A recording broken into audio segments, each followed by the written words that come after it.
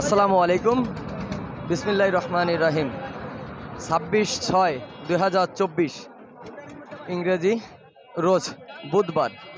আজ আমরা খুলনা জেলার দিঘলিয়া থানার মোল্লাডাঙ্গা পশুর হাটে এসেছি।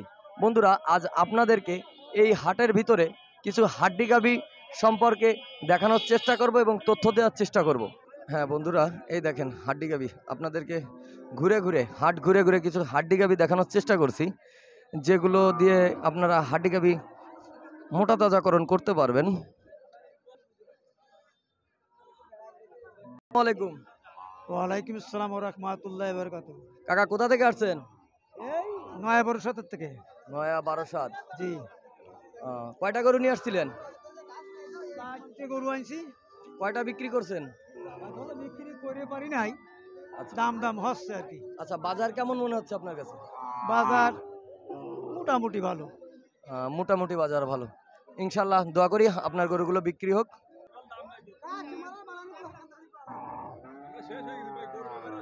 দেখেন বন্ধুরা, আপনাদেরকে কিছু খালি গাভী দেখানোর জন্য চেষ্টা করছি।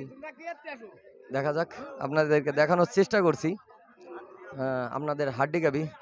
এগুলো দিয়ে খামার করতে পারবেন, খামার করার উপযোগী হাড্ডি গাভী, খুব বড় বড় সাইজের হাড্ডি গাভী।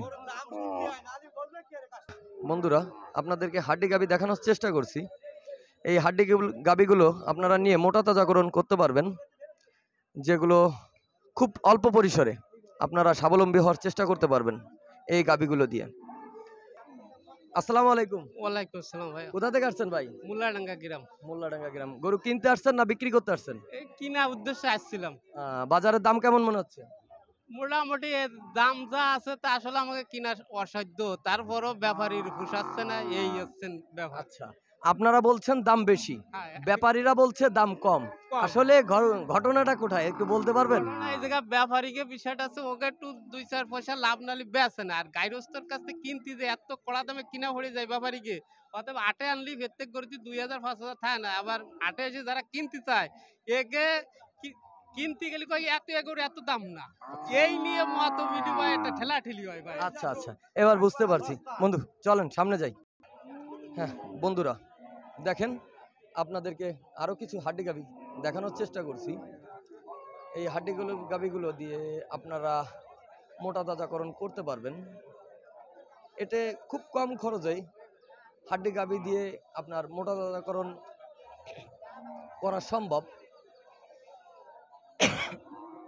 দেখেন বন্ধুরা, আপনাদেরকে দেখানোর চেষ্টা করছি। অনেক বড় ফিগার, অনেক বড়। এসব গাভী সম্পর্কে আপনাদের দামও জানাবো, দাম জানানোর চেষ্টাও করছি, দেখাচ্ছি। দেখেন বন্ধুরা,